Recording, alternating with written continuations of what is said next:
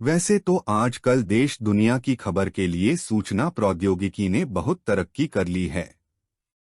चाहे तो टेलीविजन पर अलग चैनल देख लो, चाहे तो इंटरनेट के माध्यम से पता कर लो। लेकिन मैं तो अभी भी अखबार पढ़ना पसंद करता हूँ। ऐसे नहीं है कि मैं इंटरनेट इस्तेमाल नहीं करता हूँ, लेकिन अखबार मैं बचपन से ही पढ़ता आ रहा हूँ और इससे एक जुड़ाव भी महसूस करता हूँ। अखबार पढ़ते समय आंखों पर जोर नहीं पड़ता जैसा कि मोबाइल देखते हुए होता है। अखबार में समाचार, मनोरंजन, कहानियां, किसी विषय पर लेख इत्यादि बहुत कुछ होता है पढ़ने के लिए। वो अलग बात है कि अखबार में समाचार एक दिन पुराना होता है, लेकिन एक जगह बैठकर निश्चिंत होकर पढ़ा जा सकता है। कभी कभी कुछ ऐसा पढ़ने को मिल जाता है कि हमारा ध्यान उस ओर सबसे ज्यादा आकर्षित हो जाता है। वो पढ़कर हमें कुछ अच्छा करने की प्रेरणा मिलती है और हम उससे जुड़े मुद्दों पर सोचने लगते हैं। एक दिन अखबार में बेंगलुरु के रमेश बाबू के बारे में पढ़ा। उनकी कहानी में मेहनत और किस्मत दोनों का मेल था। उस खबर के आगे उस दिन मुझे कोई खबर खास नहीं लगी। एक साधारण नाई से लेकर करोड़पति बनने की उनकी कहानी दिलचस्प है। पिता के निधन के बाद रमेश बाबू ने सैलून संभालना शुरू किया। उन्होंने 1994 में अपने लिए मारुति सुजुकी ओमनी कार खरीदी। एक समय ऐसा आया कि वो 3 महीनों की लोन की किश्त नहीं चुका पाए।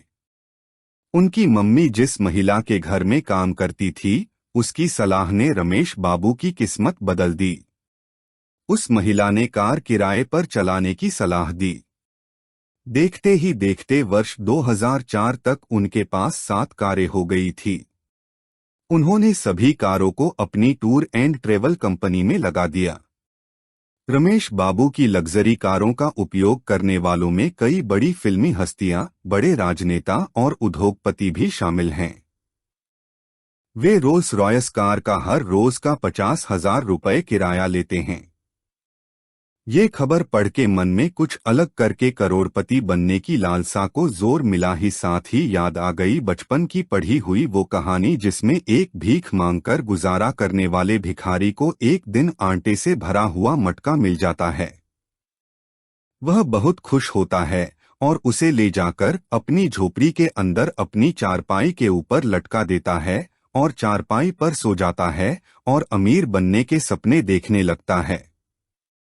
वह सपने में देखता है कि वह आटा बेचकर मुर्गा और मुर्गी खरीदेगा और जब वो बच्चे देंगे तो उसके पास ढेर सारे मुर्गे और मुर्गियां हो जाएंगे। ऐसा करते करते वो बहुत सारे जानवर पालेगा और बहुत अमीर हो जाएगा। बड़े बड़े घरों से उसे रिश्ते आएंगे और फिर एक अमीर और सुंदर लड़की से उसकी शादी होगी और फिर उसके बच्चे होंगे।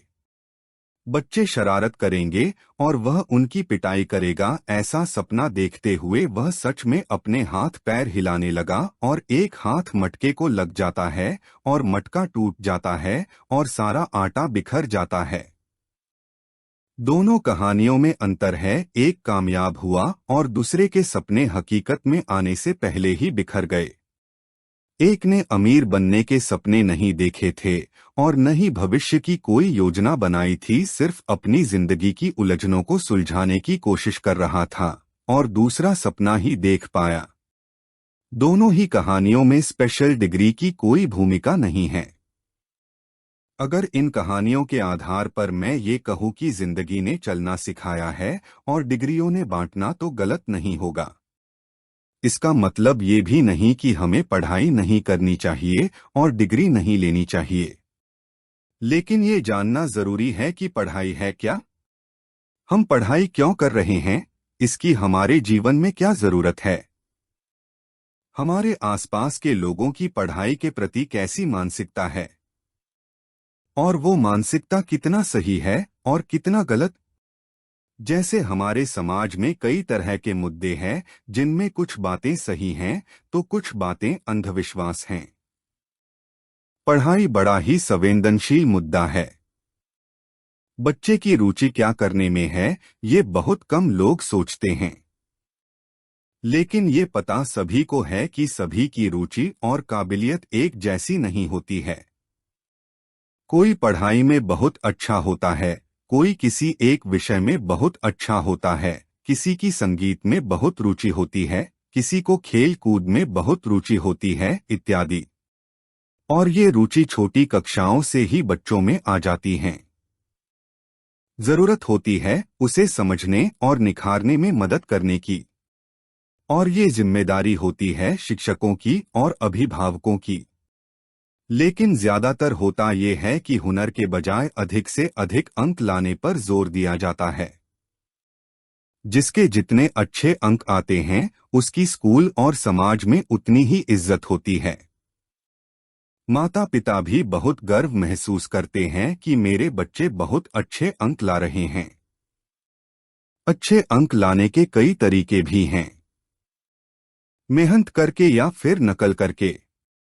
मेहनत करने में भी दो बातें हैं, या तो आप ऐसे परिवार से हैं जिसमें आपको पढ़ाई में मदद मिल जाती होगी, यानी घर के सदस्य आपको पढ़ाई में मदद करते होंगे और आप बहुत मन लगाकर पढ़ते होंगे और सब कुछ आपको समझ आता होगा, या फिर आप रटने में बहुत माहिर होंगे। आप सारा पाठ्यक्रम रट लेते होंगे और परीक्षा के बाद भूल जाते होंगे। अब आप परीक्षा मेहनत करके पास कर रहे हैं या नकल करके, लेकिन आप भाग तो अंकों के पीछे रहे हैं। क्या अंकों के पीछे भागने में हम सही मायने में जीवन जीने का हुनर सीख रहे हैं? जो हम किताबों में पढ़ते हैं और परीक्षा देते हैं, क्या उससे वाकई में हमारे अंदर वैसे गुण विकसित हो रहे हैं? या हम पढ़ इसलिए रहे हैं कि अच्छे अच्छे अंकों से परीक्षाएं पास हो जाएं और इंटरव्यू अच्छे से हो जाए, कोई अच्छी सी सरकारी नौकरी मिल जाए या फिर कोई ज्यादा पगार वाली प्राइवेट नौकरी मिल जाए। जब हमें कोई पाठ पढ़ाया जाता है, चाहे हम किसी भी उम्र के रहे हों या किसी भी कक्षा के विद्यार्थी हों, तो क्या हमें पता होता है कि हमको जो ये पढ़ाया जा रहा है इसका हमारे जीवन में क्या महत्व है और उपयोग है? हम उसे पाठ्यक्रम के रूप में लेते हैं और परीक्षा के बाद भूल जाते हैं। अगर महेश बाबू की कहानी पर गौर किया जाए तो ये समझ में आता है कि अपने जीवन के हालात से जूझते हुए उन्हें किसी तरह से ये समझ में आ गया कि उनमें क्या हुनर है और वो क्या अच्छा कर सकते हैं, और मेहनत करने के बाद उन्हें सफलता मिली। वैसे तो ये मेरे व्यक्तिगत विचार हैं, लेकिन अनुभव के आधार पर हैं। हो सकता है सभी मेरे विचारों से सहमत न हो, क्योंकि सबका अपना नजरिया होता है। लेकिन मुझे उम्मीद है कि मेरा यह लेख आपके जीवन को सही दिशा देने में मदद करेगा।